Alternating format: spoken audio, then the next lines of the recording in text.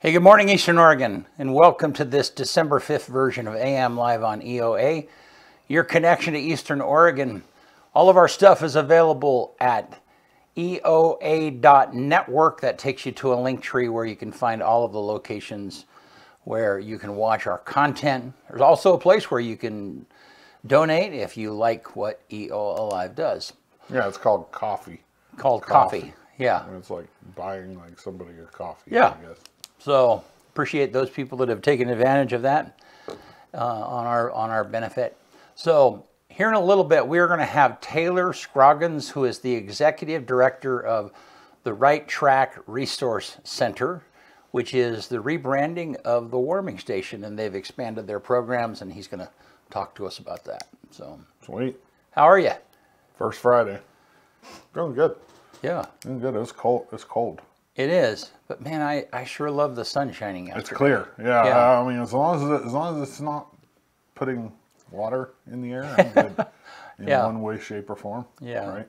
But it is very clear. It's very clear and very cold. The pass. I was reading this morning. The pass. I guess there's like really bad visibility up on Cabbage right now. Oh, really? Fog and freezing and yeah.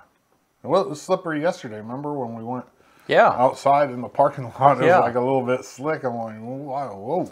Yeah, it's frosty. I mean, there was frost on the window this morning when Yeah. I got up, and it's that time of the year. Yep. But man, I tell you, I when the sun shined yesterday a little bit, it's like it just changed my whole attitude personally. Yeah, You know? me too. I Yeah. like sunshine. It's like, I don't like it gloomy outside. It's depressing. I don't like it getting dark so damn early either. We got to fix that. we got to fix that. Well, yeah, they got like I don't like. It shouldn't be dark at 5. Yeah, Like nobody likes that. I don't think. yeah, And it doesn't get light till almost 7. Like, I know the days are shorter in the winter, obviously, but if we got rid of daylight savings time, right? Yeah. It wouldn't be getting dark till 6, right? You know what's funny? I saw a little video the other day on time zones. Okay, and the time when you look at time zones, they're not just straight lines. No. You know, because countries carve out and stuff. Well, so the Russia, but that's not the. Is it Russia? Is that what they call themselves now? Yeah. Soviet Union. Thank you. Okay, so they insisted that their entire country be on the same time zone, which is understandable. But it means that there are some, because it's so vast, there are some areas that the sunlight won't come up until 10 a.m. You imagine that?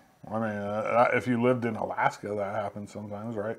Well, The what? further north you go. Well, but that's a different issue. Yeah. So, but I'm just saying, I mean, so it'd be like us insisting that Hawaii, for instance, you know, if Was on our time zone. was on Pacific time, yeah. So then, you know, there would be this because Hawaii is 5 hours behind us or ahead of us. I can't. It's behind. I don't know. Yeah. So right now I think it's 5 in the. It's like 3 in the morning right now in Hawaii. On this same day, though. Right. Yeah, they're behind us. Yeah. I think, they got to be behind us. Yeah. Because the further west you go, Right. Right. the So it's earlier like it is. 3 in the morning right now in Hawaii. Yeah. Okay. So then it would be. Anyhow, you get the point. Yeah, I get exactly what you're Yeah. saying. It would suck, is what Yeah. it would. Really. I mean, I think, like, I don't care as much about, like, the light during the morning. But, like, at, like, 5 o'clock, I want it to be light outside. You know Yeah. what I mean? Like, it's weird.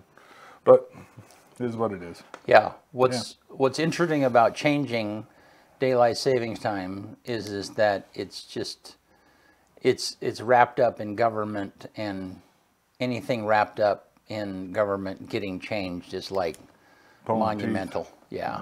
Yeah. Yeah. So, all right. Well, hey. Let's do it. All right.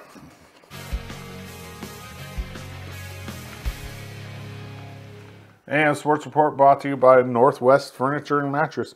Make this season cozy and bright. Give the gift and comfort of Flex Steel furniture that brings warmth to every room. Find it at Northwest Furniture and Mattress. LeGrand boys hoops kicked off their season last night. They had a tough loss to Umatilla, 73-58 up at the high school. They go to Pendleton tomorrow and play Clarkston, Washington at 4:30 p.m. in the Red Lion Invitational. The girls also play tomorrow. They start their season off with a game against Columbia River in Pendleton at the Red Lion Invitational. That game will start at 3 o'clock over in Pendleton. LHS Wrestling hosts the Milenburg and the Safeway Buckle Classic next weekend. Not this weekend, but the following weekend right here in LeGrand. They're both worth checking out if you have time. Go check out these tournaments. It's an awesome way that LeGrand has historically kind of kicked off their wrestling season, and you just get to see great wrestling. This Tigers wrestling team on both sides, the girls are the returning state champions, and you'll get to see Lindy Isaacson in action, who is defending state champion. And then on the boys side, the boys are picked to finish really high again. I think Oregon Wrestling Forum has them at either number 2 or number 3 right now in the state and 4A, so go check them out. EOU Volleyball won their first pool play game in the national tournament yesterday, defeating Midland 3-1. It was a good game. They played good at times, and there was times where I was like, we're not playing that great.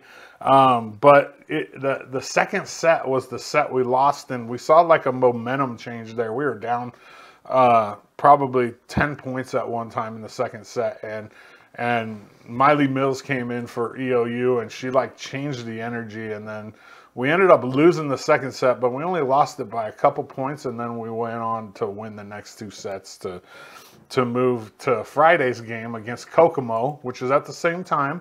And if we win that, we're in the final 8. So when you're in, if you win both your games in pool play, you automatically advance. You win your pool. But if everybody ties, then it's kind of fate is in the hands of, tiebreakers and all this. So we definitely want to win that game on Friday and just move on to the Elite 8. If you want to watch the game, you can just go to EOU Sports, and there's a link there that'll take you to the NAIA website to watch it for free. It's tomorrow at 2:30 p.m. Pacific time. EOU Men's Wrestling's in Clackamas all weekend this weekend. They have duels on Saturday, and then the Clackamas Open on Sunday, and then the women host the Mountaineer Open on Sunday right here up at EOU all day long. So I think they're going to use the Quinn and the field house, so get up there and check it out. EOU men's and women basketball are kicking off their home CCC schedule this weekend. On Friday, the women play OIT at 5:30 with the men to follow against OIT. And then on Saturday, both the men and women play first the women at 3 and then the men at 5 against Southern. So it's their CCC opener. And this EOU men's basketball team, I got to see a little bit of them.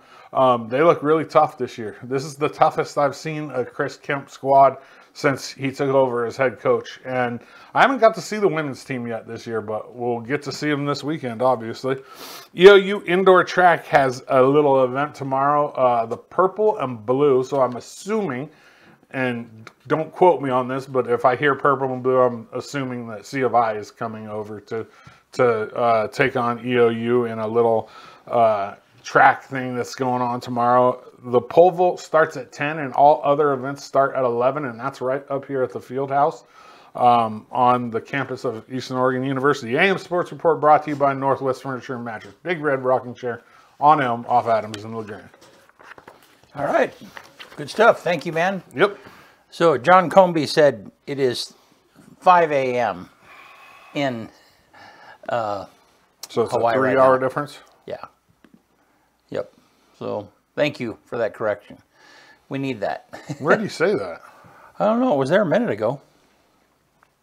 So. He used one of them vanishing comments. Yeah. Maybe so. Is there vanishing comments? No, I don't know. Yeah, it's called I said something dumb and I erased it. Not saying that he said something dumb, but you know what I mean? Like, oh man, I shouldn't have said that. But people can screenshot. You know what I mean? There's no point. I know, but yeah, it's like once you say it, it's over. Yeah, there have been times that I've commented on one of my friends' posts, and I'm like, oh, I just should have cut my mouth shut. It's like, man. That's why when you see something stupid, screenshot it really fast. That way you have ammo against people. Like, oh yeah, remember that? Oh, I deleted that. No, you didn't. Yeah. Yeah, you only thought you Yeah, did. you thought you did. Yeah. Oh, man. So it's 5, so it's a 3-hour difference in Hawaii. Right. But that would be, we won't get back on it. Yeah. All right. So let's look at the weather. Let's look outside. And it's on the, So you might have noticed our weather cam alternates between the screenshots. I mean, these are the local highways that are around the area, local passes. So it spends a minute on the weather cam, and then it spends a minute on that. So anyhow. And it's a screenshot of that. It's not a live. But it's like very, very recent. Yeah, it does. I think it like updates once every minute or two. Right. Yeah. So it's not a live. But you can definitely see what the roads look like. Right. Which is the whole point. The whole point. Yeah. So, yeah. It's very clear today. Let's look at the graphic. Oh, see, he says it's 6 a.m. in Hawaii now. Yeah. So, yeah, 26 tonight. And, cold. Yeah, it looks like it's going to be there. We have some moisture coming in. Saturday and Sunday, it looks like. But it's not staying long, at least 2 days, and then the moisture goes away. Yeah. I'm okay. Let's just get it. You think we're going to have a hard winter or a soft winter? I have no idea. I don't want to jinx What are they predicting? I haven't heard any. I think people gave up on it, on predicting like everything starts at such weird times now, and I don't know. I haven't heard anything. I mean, we're late for sure, but that's typical now. But I mean, I don't want to jinx it, but you know what I'm hoping for. Yeah, I'm ready for spring. I know, and you're hoping for shorts weather, dude. Yeah, I'm ready for spring. I'm not sure already. that's reasonable. Yeah. Yep. So, all right. Well, hey, Taylor Scroggins from Right Track Resource Center will be with us right after this. Eastern Oregon is full of interesting people with interesting minds and interesting things to say. Here at EO Live, we're committed to connecting you to these intriguing people with EO Talks. We let our special guests share their ideas and life experiences with deep, open, engaging, and inquisitive conversations. You'll also be informed in depth on some of the most recent and relevant events, issues, and more. EO Talks on EO Live, your connection to Eastern Oregon, now on Roku. It's lovely. Too expensive. All right, we're back. How are you, Taylor? I'm good, Brent. How are you? I'm good. Good to see you, man. Yeah. Yeah.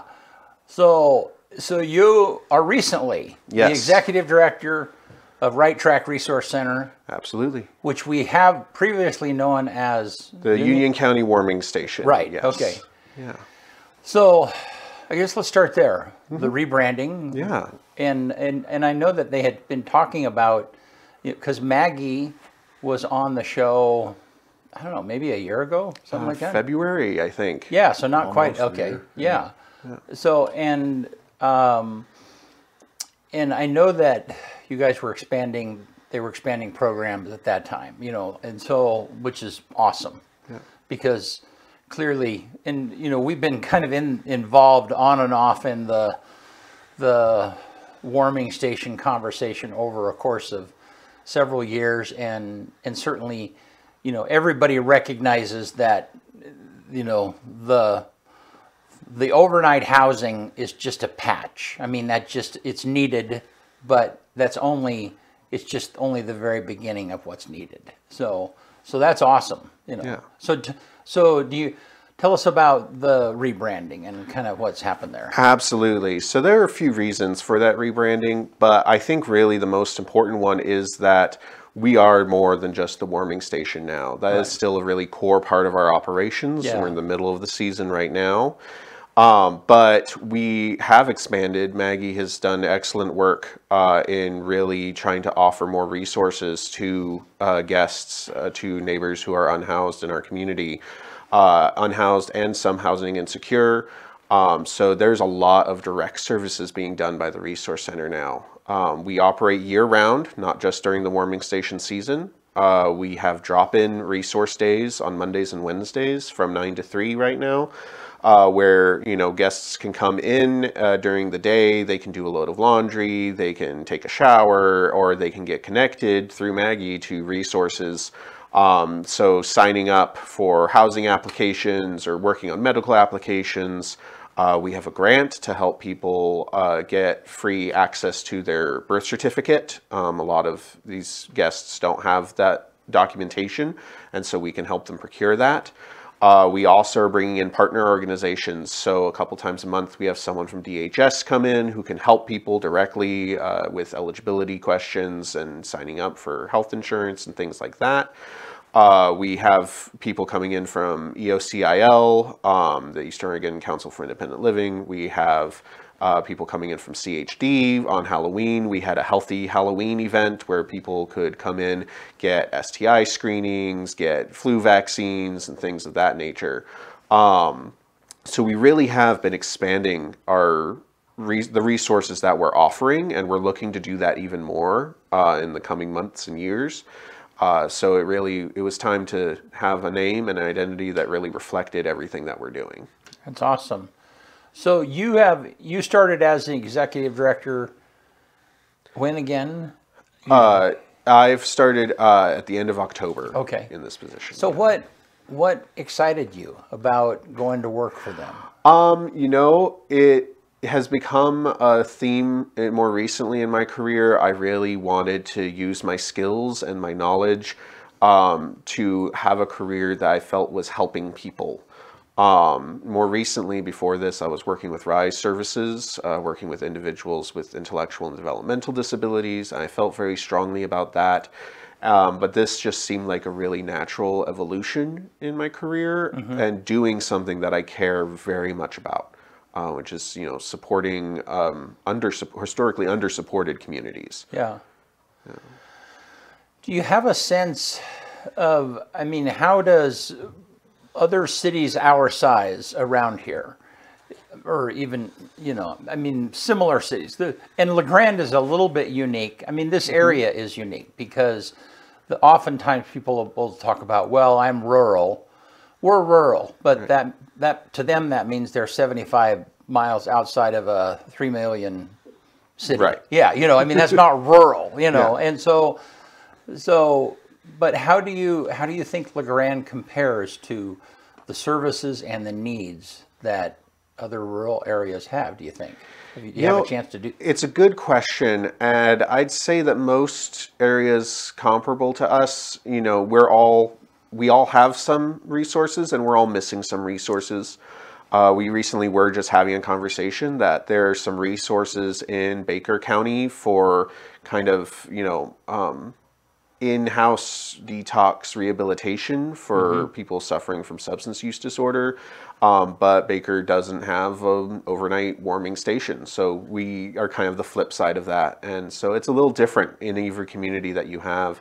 And even every community that has something like this with an overnight shelter and connecting people to housing resources, it just varies really widely based on, you know, who's involved and what the priorities are that they've established for their community.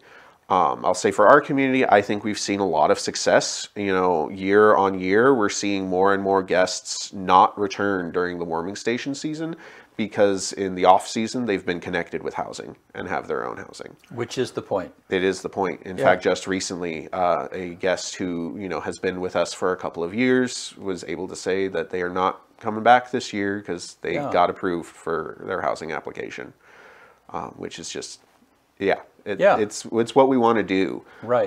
You know, we want to get to a point where, you know, for the vast majority of cases, you know, any kind of being unhoused is temporary and short-term and non-repeating. Those are really kind of the goals that we're trying to get to, is getting people to the point where, helping people get to the point where they can be stable and in housing, and build from there. Yeah. It was recently we had Nick Vora on. I mean, he's on regular, and we were asking him about the specialties of their ability to rescue. Okay, and so And so Union County, I think they're kind of, their specialty is tactical rescues with ropes, and I'm trying to remember. I mean, that's one thing that they really, and the point of this is that Baker, one of their specialties is in swift water rescue type stuff. And Nick kind of explained that in this rural community, I mean, in any incident, then it's really difficult for any organization to be really good at everything. Right. And so then you do have to lean on other people, you know. And so then, I don't know why I hadn't really put that together before, but, you know, us being able to help, you know, we don't have in-care facility like we really need to. And certainly the capacity of that has to increase. But at least Baker does have some strengths that we don't, and vice versa, you know. Yeah.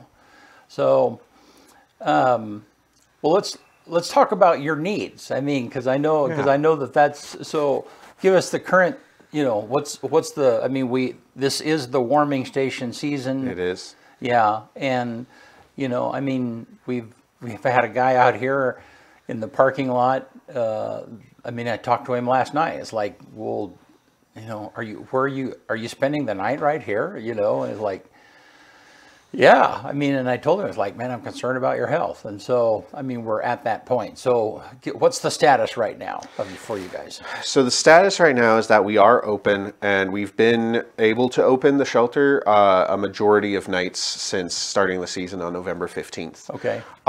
We have had to have some closures, and that really comes down to volunteer coverage. For our overnight operations, we really rely on having volunteers in the building for a variety of shifts. And this year in particular, you know, there's a lot of different reasons that volunteers, you know, maybe who've done it for a while, they're a little burnt out, they maybe need to take a step back. So we are looking to kind of rebuild our volunteer roster, is our big thing. And anyone who would like to help out, you know, we have people who serve food as soon as the shelter's open. We have people who are just up in the middle of the night there in case anyone's, you know, having an issue or needs to be reminded of a rule.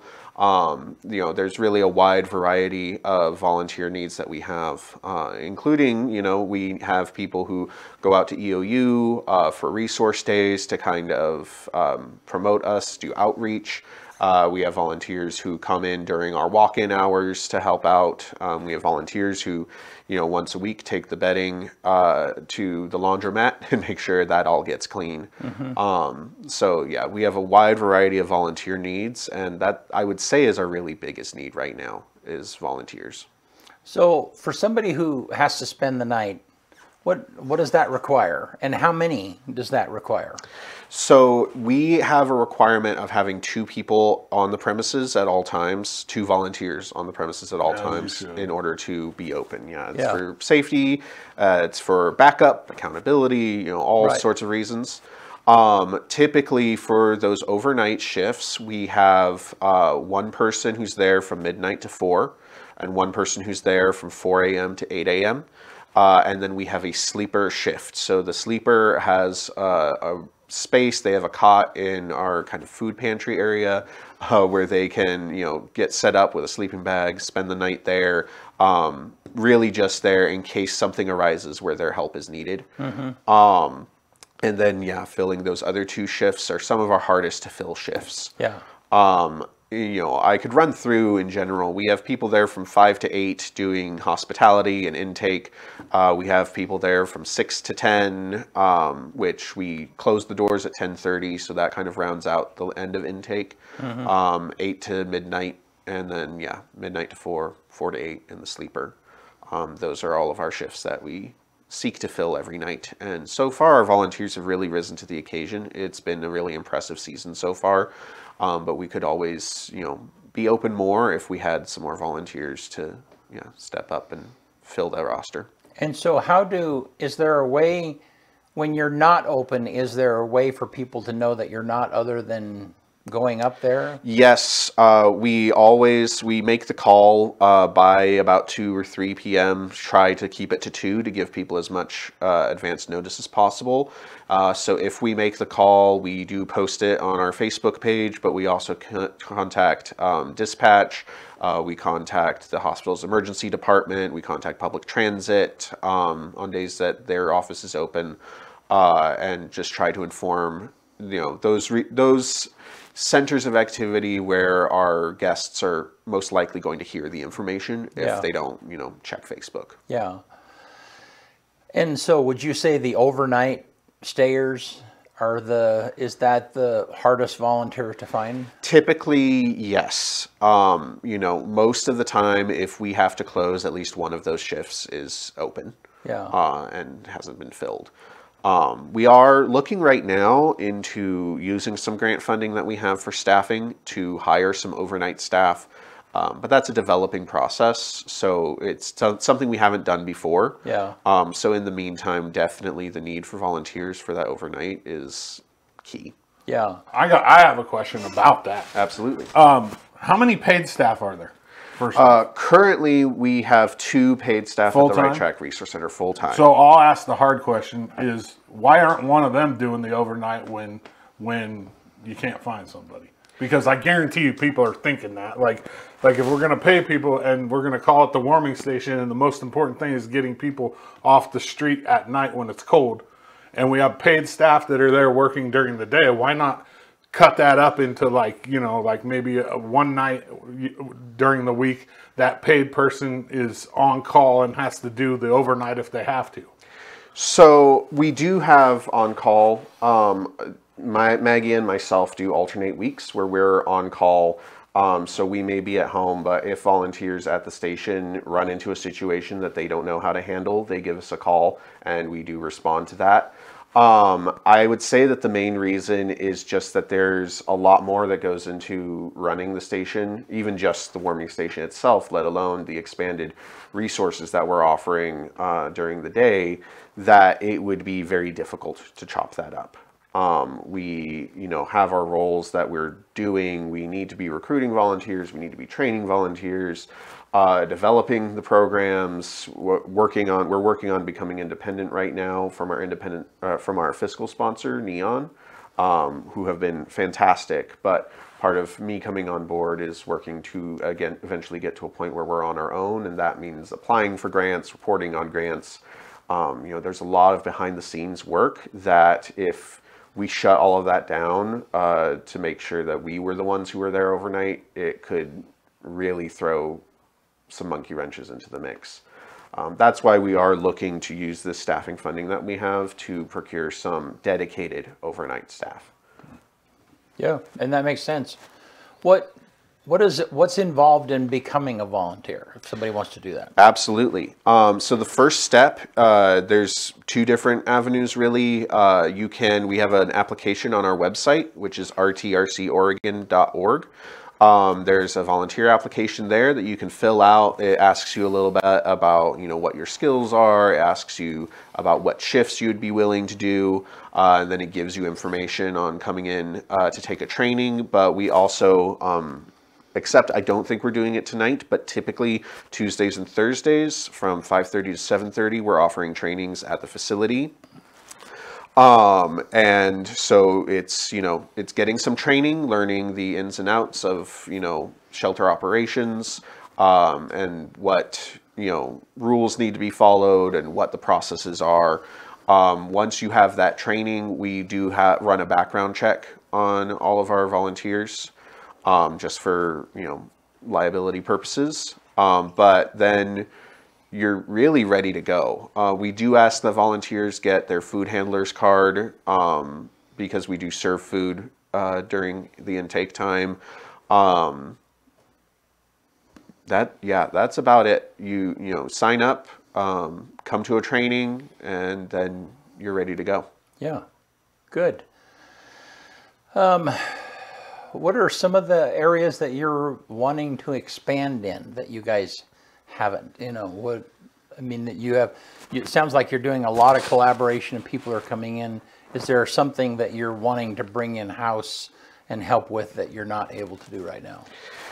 That's a really good question. And I think right now what our first priority is really expanding the availability of the resources we currently have. Sure. You know, being able to set up appointment times with people, expanding our drop-in hours.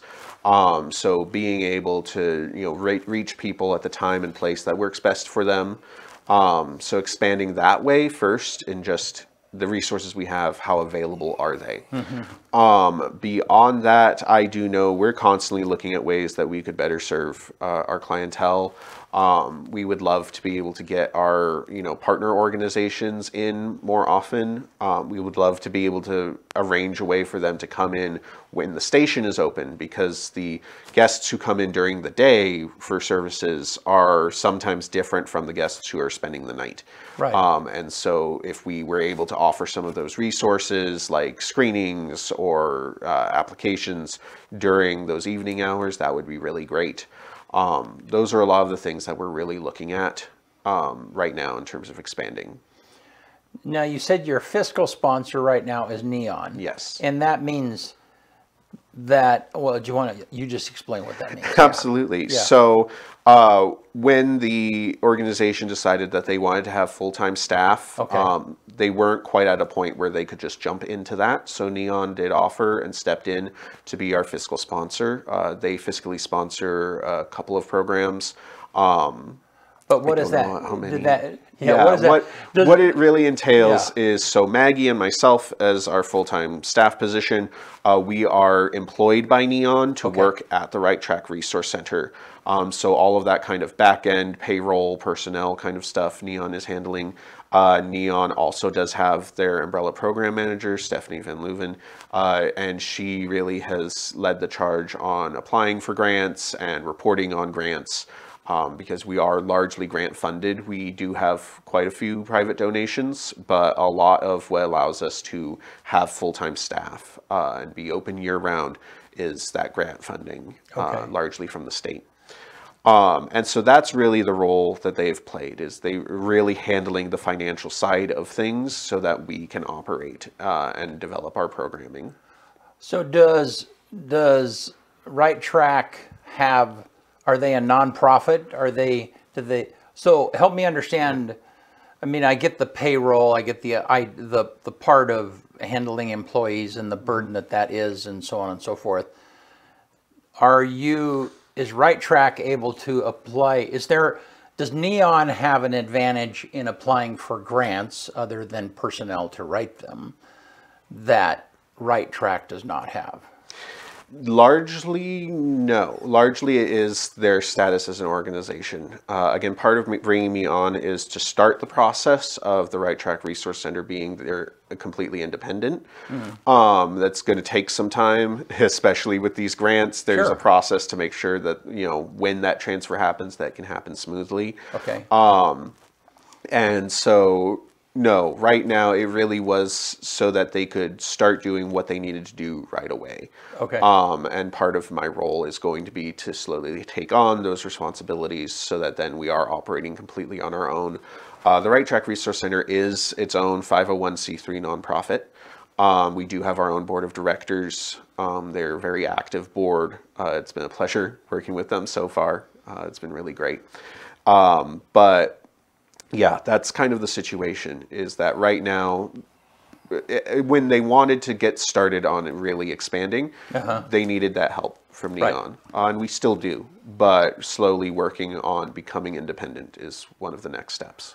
So in the grant writing world, grant receiving world, maybe is a better, so Neon does that all the time. That's one of their things. Okay, and so then the grant givers are more, I mean, and you'll have to confirm that I'm saying this right. So the grant givers have more confidence in being able to give to someone who clearly has a track record of receiving grants and managing those grants. I mean, you see what I'm getting at? Yeah, is there I wouldn't any be surprised if there is a little bit of that dynamic. But I think really, you know, we're building our reputation as our own independent entity as well. And I think what it really just comes down to is the time and the skill set and the knowledge to apply for these grants, to track them, to have the, expense tracking capabilities. That's something that we're going to have to develop to be able to do on our own. So that for these grant reports that they know that we're spending the money on what they told us to spend it on. Right. Yeah. So yeah, there's really just a lot of organizational overhead. And Neon has a lot of experience working with that organizational burden. And that's really where they've been able to come in and really help us get on our feet. Well, and I know from working with you at LeGrand Main Street that you're good at grant writing. I mean, I like to think so. Yeah.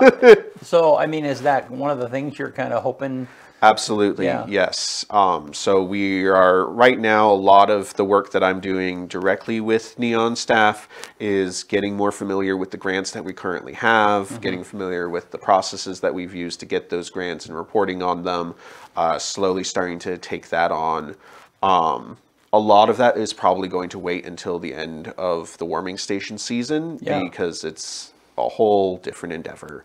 I am, overseeing staff. We're doing hiring this week. We're having final interviews. We hope for another direct service position that would be doing work very similar to what Maggie is doing, in addition to volunteer coordination and a couple of other things. So hoping to have another third full-time staff member, as well as again, me coming on has allowed us to realize that we could use some of our staffing funding for that overnight staff so that we can become more consistent.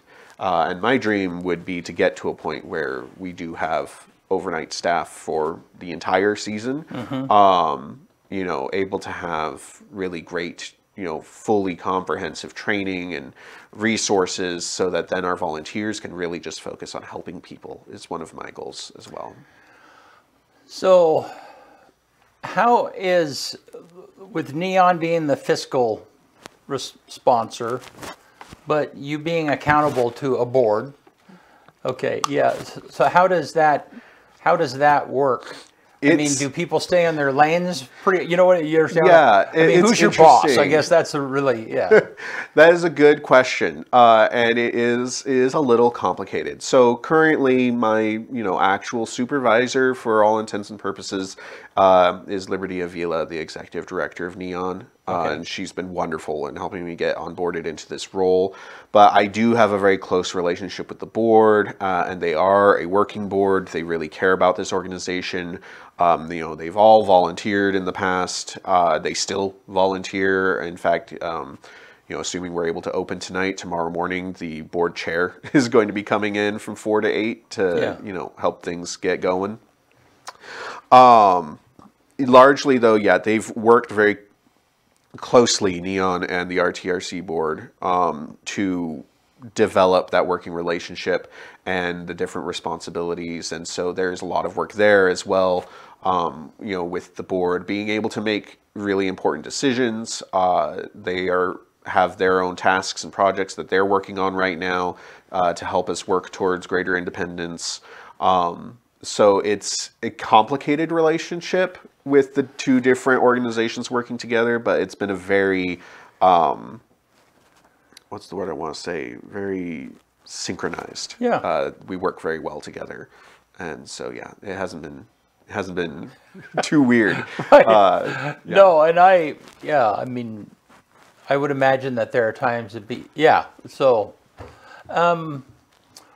what is something? I mean, now that you've been in it a little bit longer than a month. 2 months? In my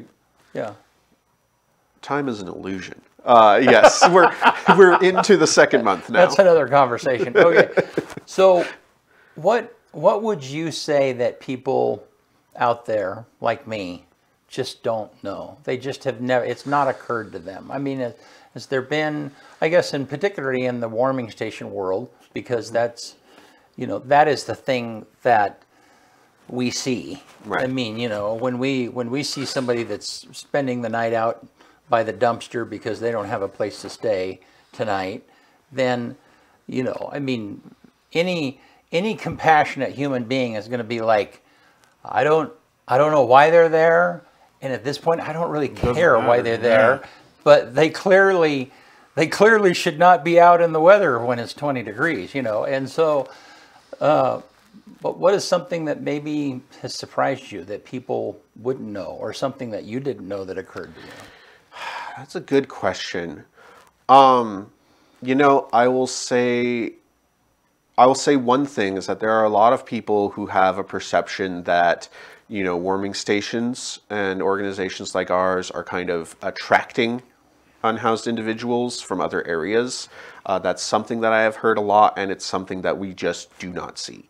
You know, we have some people who are traveling, who maybe are stopping in LeGrand for the night and don't have a place to stay, and they may come in, but by and large, most of our guests are here in LeGrand. They live in LeGrand or Union County. They have for a very long time or their whole lives. And so they're our friends and our neighbors, people that, you know, a lot of, you know, citizens of LeGrand have gone to school with, who have seen, you know, in different times in their lives, maybe working a job. There's a lot of different reasons that people end up unhoused, which I think is also something that can surprise people. But I think that's really one of the number one things, is that the people staying at the station are our neighbors. They live here. And so this is not, you know, something that is bringing people from other areas of the state or the country. Yeah. So I think that is one thing, that a misconception that some people have, that I think is really important to see is not the case. I think that also speaks to the need for organizations like this in other areas as well, because they have their own communities that are there, who live there, who want to live there, and are just, you know, having a tough time. Yeah. I'd say the other thing is learning some of the reasons why someone may be long-term unhoused.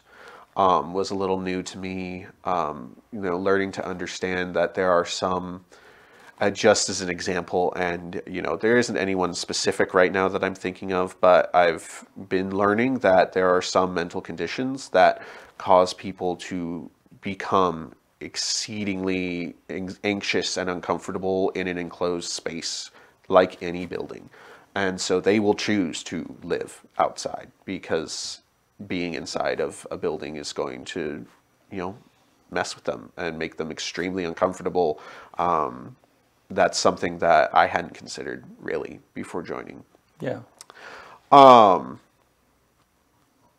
But yeah, I think I'd say really the biggest takeaway, the biggest thing that people should know is that a lot of the time, you know, people just need the right support at the right time to get to where they want to be. Our guests, you know, the vast majority of them, they want to be housed. They aren't happy necessarily with their situation. That's one of the reasons that we're called the Right Track Resource Center. You know, it's not that there's one right way to be or one right track to be on, but that every individual has the track that's right for them, that they would like to be on. And so we really try to help them find that and get on that track, and get the resources that they need to be where they want to be. And we've been having some really inspiring success with it so far. That's awesome. So when you are at capacity, or excuse me, I mean, when you are fully staffed, what is your capacity to house someone overnight? So our facility is very safely rated for a maximum of 25 people. That's the comfortable maximum. Including staff or 25 guests? 25 guests. Okay. Yes. And so we can have 25 guests per night comfortably. You know, in situations where the weather is really extreme and we have to maybe push to 26 or 27, I think we've found ways to do that, especially if someone, you know, we have kind of lockdown hours. We don't want people to come in or out between 10:30 and I think it's 5 or 6 a.m. Just for safety, you know, keeping the doors closed. But and that's a no exception, right? Like if you leave after 10:30, you're not coming back in. Yes. It's not no exception. The exception is if they are released from a hospital or accompanied by law enforcement. Extenuating circumstances. Okay, Yeah, gotcha. pretty extreme. On very rare occasions, I think we've worked out an individual circumstance. If someone maybe gets off work past the cutoff time, we arrange for a special cutoff time for that individual. But again, it's very rare circumstances. Largely, yeah, the rules are once we lock the doors, you have to stay there. And that's like the same concept as like a high school dance, right? Like Right. you don't let the kids leave once they come in because the kids are going to go out in the parking lot and get high. Right. Yeah. I mean, We. I hate to say it like that, but Well- that's pretty much yeah, the premise of it, right? Yeah, if you've got to leave for a while and come back, it's probably not for a good purpose. Exactly. And yeah, and it's for safety. And it's for safety of our volunteers. It's for safety for the other guests. And just trying to enforce that rule and make sure that people know that we want you here. Stay here, please. Yeah. Is there during the screening process when people are coming in, like how do you ensure that somebody's not like coming in with dope or a weapon or you know what I mean? Like how? So we do ask them if they have any substances, any paraphernalia on them. If they have a weapon, we don't allow firearms on site. If they have another weapon, we do take it, put it in a safe with their name attached to it, so they Like can a get it in the pocket morning. knife Right? or- Yeah, something like that. I've seen like pepper spray, things like that. I mean, they live on the street. Yeah, basic items, but we don't want them having them around, but we put them in a safe so they can collect them in the morning. Generally, we see really great success with the self-attestations of people saying that, they have something and, surrendering it or learning that they, can't have that there, and if they want to stay, they have to not have it. Right. On the occasions that we do find that someone has broken those rules, we have a really good system in place, asking them to leave. We don't obviously want to have to kick someone out into the snow, and they don't want to be kicked out into the snow. It goes against the purpose of the place. Yeah, right? but they don't want to be kicked out into the snow, which is, I think, part of why we have such great success with people being like, yeah, this is what I've got. This is the situation. And then we do also, if someone does break a rule, we have a ban system in place, so we can say, 1 night, 3 nights a week. If they do something really extreme, we could do a lifetime ban. I don't think that's something we typically do. Typically it's shorter term. It's just like, hey, the rules are rules for a reason. We have to enforce them. And people are really understanding with that. Another question while we're talking about that. What's the process that's in place if somebody comes in and they're obviously high or drunk? So we do operate as a low barrier shelter. We're okay if they come in and they're high or drunk. We want them to be safe. We want them to be out of the cold. So as long as they don't have any substances or paraphernalia on them, including alcohol, they're allowed to be there. Is there training in place for the volunteers to kind of deal with that? Because obviously people act a little bit different when they're under the influence of. There is, that is a part of the training, is talking about, what you might run into, what different situations might call for. And that is also why we do take our on-call process very, very seriously, so that if the situation is ever beyond a volunteer's capability, they can call one of us and we can come in and resolve the situation. We also do have a really great relationship with law enforcement, great relationship with the police. So in the event that something really escalated, we're not strangers. We want to make sure that our volunteers are taken care of. And you have 2 people on all the time. Absolutely, yeah. I like it. Well, awesome. Yeah, so Taylor, tell us one more time before we quit, how, if somebody wants to volunteer, the kind of volunteers you need, and I think that Kyle put the website. Wonderful. Down. Yeah. If you want to volunteer, rtrcorregon.org is the Right Track Resource Center's website. We have a page. It's called Donate/Volunteer. So you can donate, but you can also just click a link there to access our application for volunteering and fill that out. But you can also just come to one of our trainings. So we do try generally to have them on Tuesdays and Thursdays at 5:30 at the Right Track Resource Center, which is at 501 3rd Street here in La Grande. And in terms of types of volunteers that we need, you know, we can really use people wherever they want to be. But especially if they're willing to work those overnights, that is a really difficult shift to fill. We also do accept meal donors. So one of our wish list items is a commercial kitchen so we can prepare food on site. But currently we're only allowed to heat food on site. So we do arrange for meal volunteers to make a home-cooked meal, bring it in, and then we can heat it up and serve it to our guests. So that is a need as well. Awesome. Cool. Were you able on Thanksgiving? Did you do anything? We were open on Thanksgiving, and we did have a volunteer bring in an entire feast. You know, I wasn't able to be there, but my understanding is that it went very well. People were really happy. Yeah. Lots of leftovers.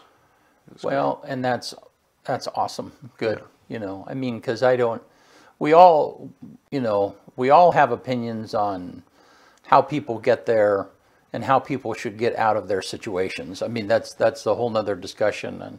But at the end of the day, somebody's in need, you know. I mean, if you're on a dirt road and somebody has got a flat tire and they need help, you're not talking about, you know, did you start the trip with lousy tires? Yeah, Did you? no, I mean, no, you fixed it up. Yeah, you're not entering into a conversation of like, what, you ran out of gas in the middle of nowhere? I mean, those are all the questions that might run through your mind. But you know, well, your situation is, hey, we got to get and this is very similar. And on that note, you know, sometimes we've had guests, the passes close and people are stranded here and don't have the money maybe to grab a hotel. Yeah. We've had people stay at the station for that reason as well. There's so many reasons why someone may be able to benefit from this organization and this service, and so we're really happy to be able to offer it. Yeah, no, and I guess I'm preaching a little bit to people that, you know, that would relate to me, friends of mine that know me. You know, the fact is that we, you know, if you call yourself a compassionate person, you either are a compassionate person or you're not.